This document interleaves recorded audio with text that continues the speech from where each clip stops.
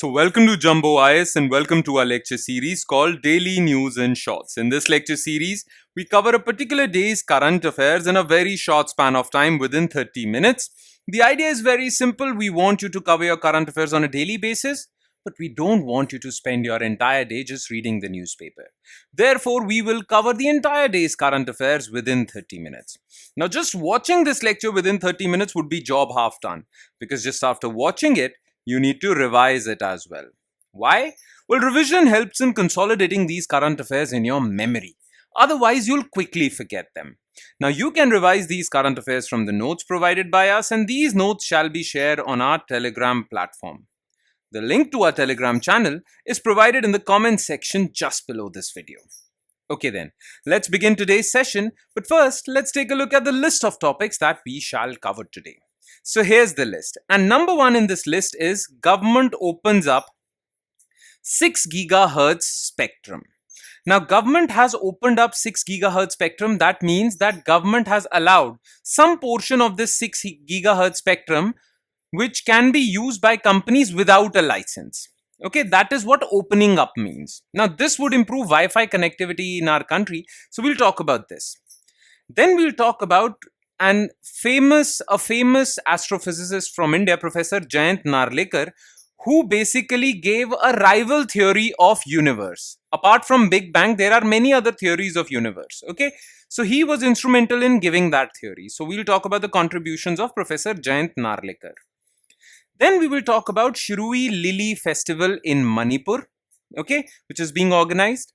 Then, as you all know, that recently Asim Munir has been appointed as the Field Marshal. Now, from General Asim Munir, he will be Field Marshal Asim Munir. Okay. The thing is that ranking system in the Indian Army and the Pakistani Army are basically one and the same. So, we should know who is a Field Marshal and are there any Field Marshals from India? So, we'll talk about this. And in the end, we'll talk about another scientist, nuclear scientist M.R. Srinivasan, who recently passed away. So what were his contributions? We'll talk about this. Okay, so let's start discussing today's lecture, starting with topic number 1. Okay, so let's start with topic number 1. So government opens up 6 gigahertz spectrum.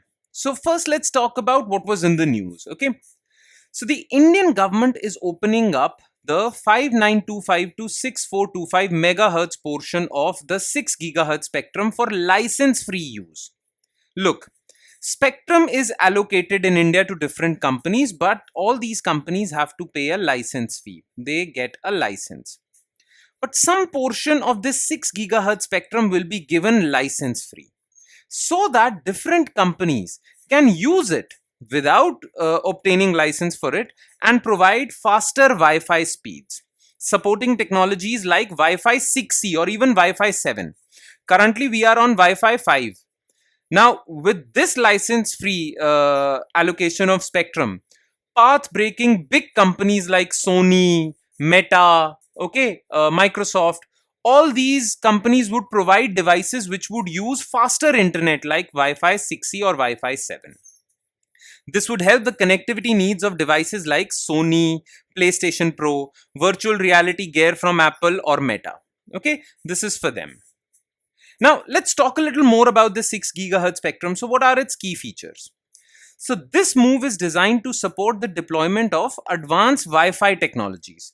So, advanced Wi-Fi devices, okay, like Wi-Fi 6E, Wi-Fi 7, which utilize the 6 gigahertz band for faster speeds and lower latency. Lower latency again means fast speed. Okay. Now remember, this 6 gigahertz spectrum can only be used indoors. Okay. Unlicensed usage is for indoor application. Plus, you cannot use it in vehicles, aircraft below 10,000 feet, boats, or even for drones. Okay.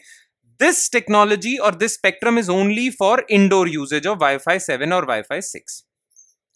Wireless equipment operating within the specified frequency range and meeting lower power requirements will not require government license or authorization. Okay. Now the thing is, government has taken this step.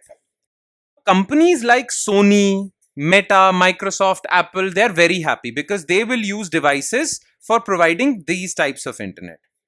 But companies like Jio, Vodafone and Airtel, they are not happy. What is their view? Okay. Telecom companies, namely Reliance, Jio, Airtel, Vodafone, have been calling for the entire be reserved for licensed mobile communication. So they wanted this entire spectrum for licensed mobile telecommunication so that they could get this and they could provide 5G and 6G services. But companies like Apple, Meta, and Sony have argued that unlicensed spectrum will promote the next generation Wi-Fi technologies. Okay, so this was the debate between telecom companies and tech companies, and in this case, apparently, government has taken the side of tech companies. Okay, now Wi-Fi 6 or Wi-Fi 7 technologies have faster speed. These are extremely fast Wi-Fi. Okay, that's all you need to know as far as this news item is concerned. Okay, now let's move on to Professor Jayant Narlicker. You see, in your UPSC syllabus, it is categorically mentioned within the topic of science and technology. And it is mentioned that you should be aware about the contributions made by Indian scientists. That is part of your syllabus. That is why we are discussing this. Okay. So Professor Jayant Narlicker. So Professor Jayant Narlicker, one of India's most prominent scientists, passed away in Pune. Now, he was an astrophysicist and he contributed to the theory of universe in a big way. Look, we all know about this theory called Big Bang theory. This is the most accepted theory of the universe. That in the beginning there was nothing and then there was this giant explosion and everything was created. The entire universe was created out of it. Okay. But back in 1950s and 60s, not many people agreed with Big Bang theory and therefore they gave their alternative theories of universe. Okay. One such theory was steady state universe or steady state model. Under steady state model, there was no big explosion. The universe existed from the very beginning. There was no beginning, no end. The universe has always existed. Okay. In Big Bang theory, there is a beginning, large explosion. But in steady state hypothesis, there is no beginning, no end. Universe is as it is. Okay. Now, Professor Jayant Narlicker, along with Fred Hoyle, gave this theory, which is known as Hoyle-Narlicker theory. Now, yes, later, more evidence came out in support of Big Bang theory and steady state theory was neglected. Okay, but still, Professor Jayant Narlicker's contributions shouldn't go down in the dumps. Basically, his contributions should be recognized, right? So these are his contributions. So what is steady state theory? So it suggests that unlike the Big Bang theory, the universe has no beginning, no end, and it is constant with same average density. Look, Big Bang theory says that in the beginning, the entire universe was compressed to this single point, which had extreme high density. And this explosion took place and expansion of universe took place and the density of universe declined, but universe expanded and now we are here. But steady state theory says that universe has always existed, there is no beginning, no end, and its average density is constant. Now, steady state theory does acknowledge that universe is still expanding. There is good evidence that universe is still expanding. Okay, then how can its average density remain constant? Well, Professor Narlicker in his steady state theory says that universe continuously creates matter. Matter is being continuously created in the universe, so the average density remains the same despite the expansion of the universe, despite the increase in the volume of universe. Clear? So this was a rival theory to Big Bang theory and it rivaled Big Bang theory throughout 1950s and 60s. But then after 1970s, well, some new evidence came out which supported the Big Bang hypothesis. And from then onward, steady state theory was a little neglected. This new evidence was cosmic microwave background radiation that was discovered, which proved that Big Bang theory or Big Bang actually happened. Okay, but Narlicker had many other contributions. Okay, so he was born in 1938 in Kolhapur, Maharashtra. Narlicker was a young PhD student of Fred Hoyle. Along with Fred Hoyle, he gave steady state hypothesis. Okay, Hoyle-Narlicker theory promised to alter several other established theories, including gravity. Okay, the theory of gravity, which was based out of Einstein's theory of relativity. Well, they modified Einstein's theory of relativity and gave another rival theory of gravity. Okay, any which way. As far as India is concerned, he basically participated in Bharat Darshan Festival in 1965. The Bharat Darshan Festival was organized in 1965 to popularize science in the country. Okay, the tour was organized by Indian Council of Cultural Relations and it covered Delhi, Ahmedabad, Bombay, Hyderabad, Bangalore, Madras, Calcutta, Banaras and Agra. So you should know about this tour also, and Professor Narlicker participated in this Bharat Darshan tour. Clear? Now let's move on to the third news item, and which is Shiroui Liy Festival in Manipur. Okay, so the Shiroui Liy Festival returns to Manipur on May after a 2-year pause. And the reason why there was a 2-year pause was because security situation in Manipur was not doing well. There were many tribes that were fighting against each other. Plus there was this big Meitei Kuki conflict. The security situation was really bad, and that's why, well, for the last 2 years, this festival couldn't be celebrated. Okay, but this festival is being celebrated in Manipur since 2017. This will be the first major tourism festival to be hosted by the state since the start of conflict, Meitei Kuki conflict in May 2023. Okay, now about this festival. So basically, Shiroui Liy is a type of flower which is found in Manipur only. Okay, and this is a festival which is generally organized during the bloom season of this flower to promote tourism in this area. Okay, so it was first held in 2017. It is one of the 2 major tourism festivals organized by state government. Okay, one is Shiroui Liy Festival, and another festival celebrates an animal of Manipur, that is Sangai, deer. Sangai is a deer species of Manipur.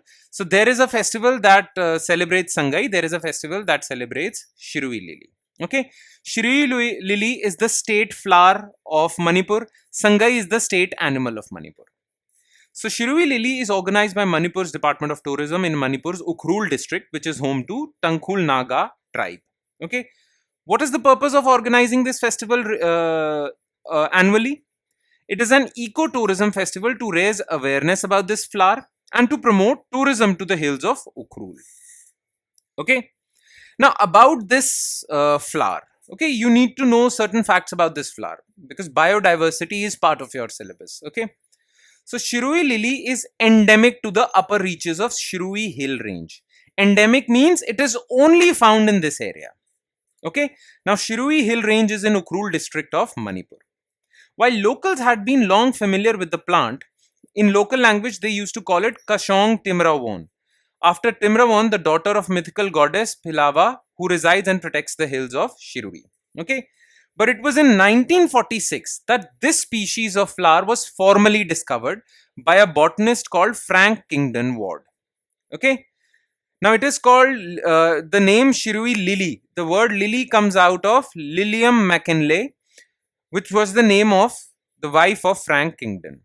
Okay, now the IUCN status of this flower is endangered. That means it is threatened. Okay, so remember this fact as well. Clear? And now let's quickly shift to topic number 4, which is who is a field marshal. Okay, so the government of Pakistan has announced that the Chief of Army Staff of Pakistan Army, General Asim Munir, is being promoted to the rank of Field Marshal. This makes him the second Field Marshal of Pakistan Army in its history after Field Marshal Ayub Khan. Now look, the ranking system of armed forces is similar in both India and Pakistan. Okay, as far as the officers are concerned, okay, the thing is that the officers, the ranking in officers of Indian Army and Pakistani Army, they start with lieutenant. Then they are promoted to captain rank, then major, then lieutenant colonel, then colonel, then brigadier. Okay, then after brigadier you are major general if you get promoted. Then after major general you are lieutenant general. and then you are Chief of Army Staff. Okay, now one more thing you need to remember.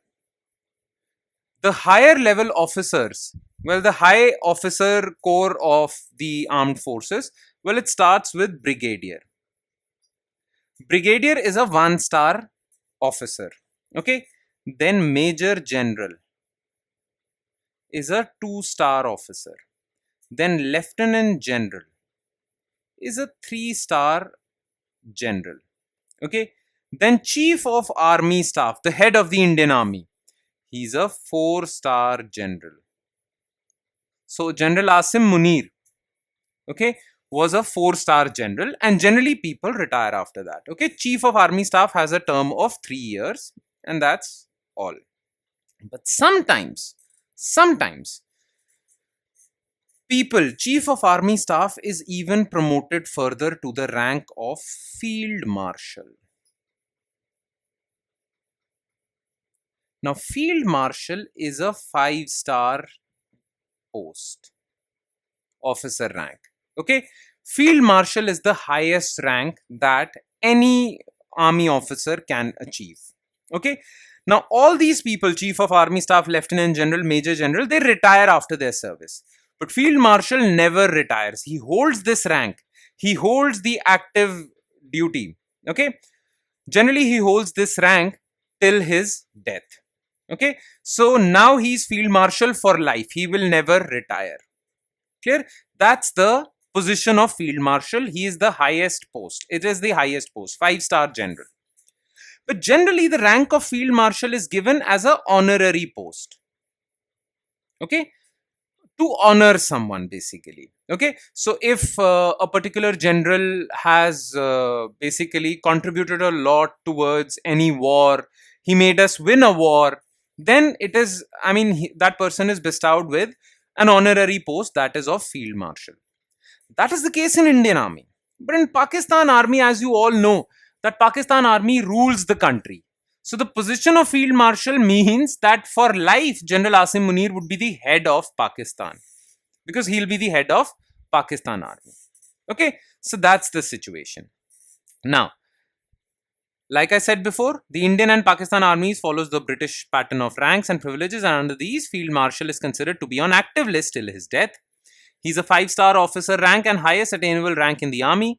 A Field Marshal receives the full pay of full general, full pay, not pension, full salary of a full general, and is considered a serving officer until their death. Okay, it is generally a ceremonial or wartime title, having been awarded only twice in India's history. One to Sam Manekshaw for his contribution or allowing us to win the 1971 war, and K.M. Cariappa even before Sam Manekshaw. So only these two people have been given the title of Field Marshal in our history. Clear? Now, Field Marshal is also given this baton, as you can see, Mr. Sam Manekshaw is holding. And all the other army officers will give a salute with their hand. But Field Marshal will give a salute with this baton. He will always hold this baton. Okay? So that's who a Field Marshal is. And now let's talk about another scientist, that is M.R. Srinivasan. So M.R. Srinivasan, the nuclear scientist and the former Atomic Energy Commission chairman, who was instrumental in the development of India's nuclear power program, died in Ooty. He was 95. Now, President Draupadi Murmu and Prime Minister Narendra Modi both expressed their condolences. Okay? The reason for that is that M.R. Srinivasan played a key role in development of India's nuclear program, both for civilian and, well, the weapons purposes is not known, but for civilian purposes, yes. Okay. Now, what were his contributions? So, Srinivasan was part of the team that built Apsara, India's first research reactor, research nuclear reactor.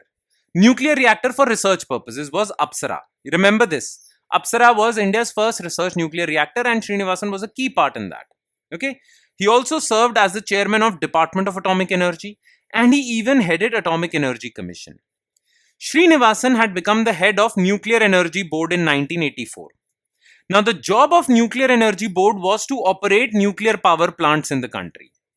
Until this Nuclear Energy Board was dissolved, and instead of it, Nuclear Power Corporation of India Limited was created in 1987, which was given the job of operating nuclear power plants in India. He played a pivotal role in setting up India's first nuclear power plant at Tarapur in late 60s. Okay, so today we covered two scientists, and covering the contributions of scientists is an important part of your syllabus. So it's important. Remember this, revise it thoroughly from your notes. And with that, we conclude today's session.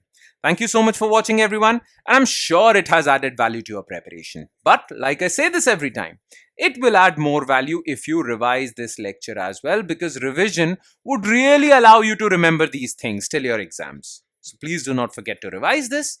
And on that note, I'll be signing off with the promise of seeing you again with another set of news items. Thank you, everyone.